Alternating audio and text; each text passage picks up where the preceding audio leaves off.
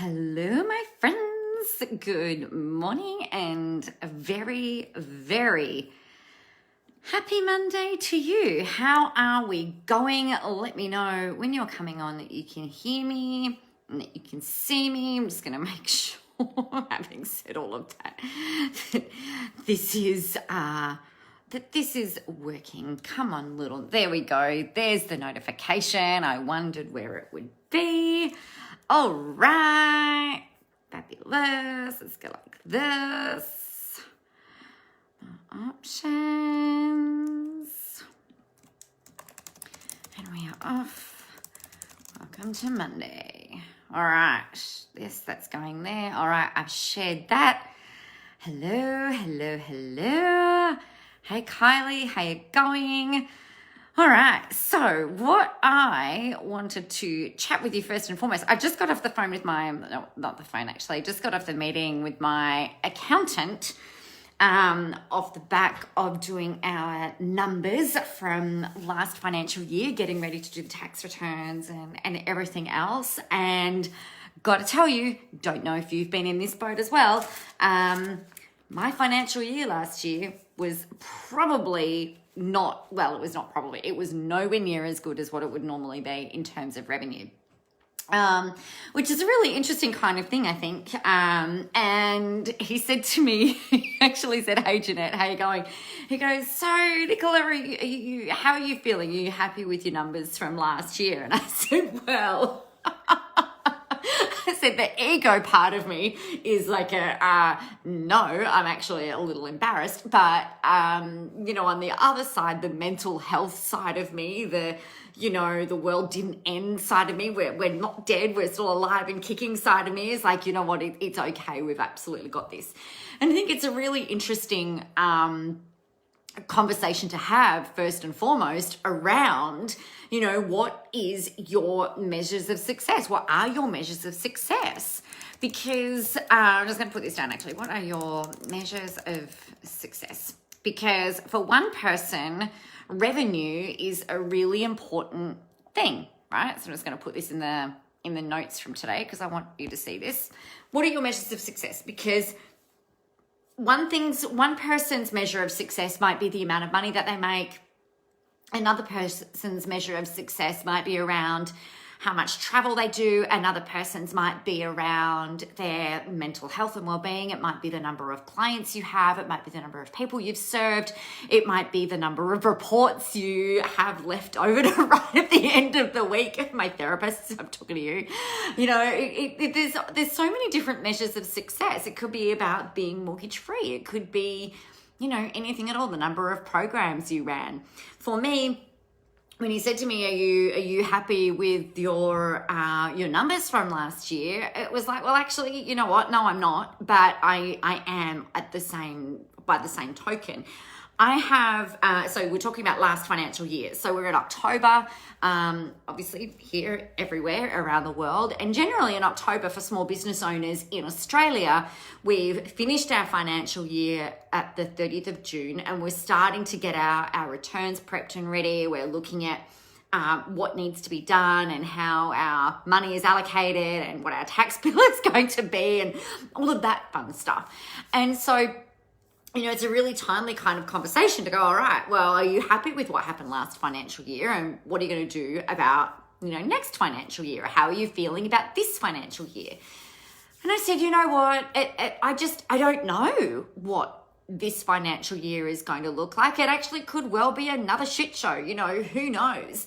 My definition of shit show might be your measure of I've smashed it out of the park and you're incredibly happy, right? There's no right or wrong with any of this. It's just around what your measure of success is. And I guess what this kind of got me thinking a bit more about what I was actually thinking about talking with you this morning about was around what our values are. I think this is a perfect segue, even though I hadn't planned it. It's a really great segue because for the things that I value, and things like that will then influence what my measures of success are. So we all have a hierarchy of values. When was the last time you did your hierarchy of values? Do you know what that is? For me, the last time that I sat down and actually physically went through and wrote out what my values are was probably, I'd say maybe 2 years ago. Maybe 2 years ago. So values are, most people go, oh, like family is my top value, or financial independence is my top value. And it's not, it takes a little bit more looking at, right? To me, it takes a little bit more getting down and getting in, because your values are going to influence your choices. Your values are going to influence your decisions. Your values are going to impact what you do or what you don't do, or what you avoid or what you kind of confront. So what we're seeing kind of, I guess, play out in many different situations are people showing the world what their values are. Now, lots of people, when it comes to creating content, they think, you might be in the same boat, but you know, I encourage you to think about it a bit differently. You might be thinking, all I need to do is put out content explaining to people how to fix or how to solve their problem. And that's not necessarily untrue. Yes, you do need to be doing those things, but we also need to be showing people what our values are and what's important to us, without saying, my top value is health, or my top value is freedom. You know, what we want to do is demonstrate to our audiences, you guys listening and the people who listen to you, we need to be able to demonstrate through your content, hello Jeanette, what your values are without explicitly saying it. So like your implied value system.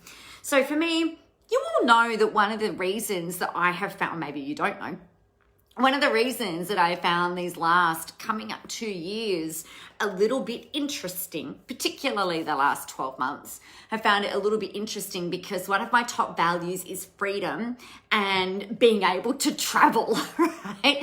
So, you know, I found that really, really hard actually, because I have not been able to do that. You know, one of my things is around, one of my top values is being able to, you know, have creative license in order to inspire and motivate people. You know, that's a huge thing for me. And it's also part of my zone of genius, you know, to inspire and motivate you guys and get you excited and get you taking action, get you believing in yourself. You know, and I absolutely love doing that. And so I felt really conflicted because one of my top values is freedom, to be able to do that. And I haven't been able to do that. So hence a really big conflict. For some people, particularly, like I like to explain myself as an ambivert, right? So an introverted extrovert, if you like. I love doing things in the room. I love doing things in person, but I also kind of go, as soon as people leave the room, I'm like, I'm dead. Don't talk to me. I'm done. I need to recalibrate. Don't talk to me for a little bit. I just need to regroup and get my energy back, right? So some people, particularly the introverts, you might really love doing things online or doing things one-on-one, or, you know, things like that. And maybe having these things come up that we've had to deal with and learn with and grow with in the last 12 to 18 months to 2 years. Got to stop saying that. You know, maybe it's kind of more your jam. Maybe you're really enjoying it. I know some people, and I'm thinking again of some therapists that I have in mind, that I don't actually want to go back to doing things in person. I'm really happy doing things online. And that's awesome. That's absolutely fantastic. So the way that I show one of my top values being freedom is by, like, usually I will post photos of my travel. Hey, Tracy. I will post photos of me getting my suitcase packed, ready to go. I will show photos of me on a plane. I will take photos of me doing it with my passport. I will have photos of me being with other people around the world. You know, that's a way, without me saying, I go and do things all over the world. Not at the minute, but typically that's how I would show that. Health is also one of my top priorities, because I know one of my top values. For me, it is so important, because if I'm not healthy, I'm not going to have the stamina to do the training and the events that I want to do. I'm not going to have the stamina to be able to hang out and play with my kids in the way that I want. I'm not going to have the stamina or the health or the ability necessarily to play roller derby, which is really important to me.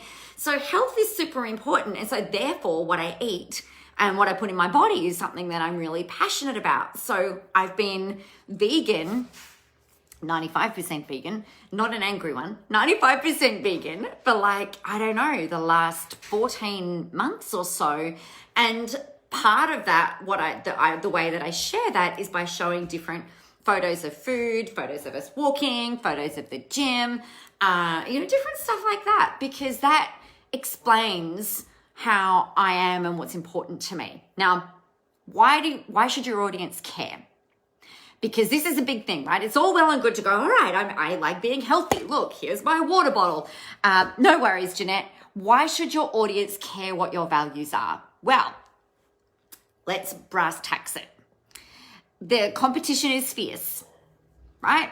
There are more and more people probably coming into your industry every single day. There are, like Jeanette, I know you run a cleaning business. I know there's more cleaners coming onto the scene all the time.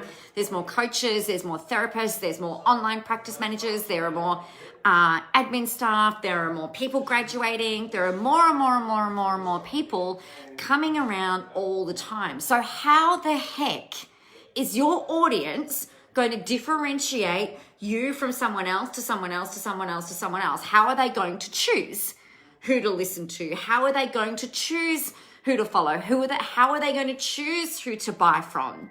It generally comes down to almost like who you vibe with, right? And so, if you are sharing what your values are in this way, people can start to get a real sense of who you are, because you are not just selling a USB port thing. You're not just selling a lip gloss. You're not just selling, stationery and pens and stuff like that, something like inanimate objects, right? You guys are selling yourselves. So in order for us to, differentiate and see why you are different to someone else and see what's important to you, will help us to go, well, you know what? Health is also really important to me, and I really want to, learn from you. Or I see that freedom is really important to you. I want to learn from you. Seeing that you're driven by creating impact and charity and legacy is something that's really important. Yeah, I want to work with you as your customer or as your client. I want to buy from you. So one of the big things to remember, and then I'm going to let you go, is that humans buy from humans. So the more human you can be in your social media and your marketing, the more powerful the connections are going to be with your audience. So please, for the love of all things holy, share yourselves, share your values. Yes, share those things that are important in terms of how to solve problems for your audience, but also please remember to share parts of you as well, because that's the things that we are going to connect with. So bottom line, what are your definitions of success? What are your measures of success? How do you know that you have had a successful year, a successful quarter, a successful month, a successful week, a successful day, a successful hour? How do you define success?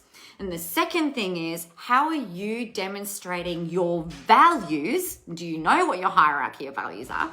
How are you demonstrating your values through what it is that you're putting out there without going like, my main value is freedom? All right.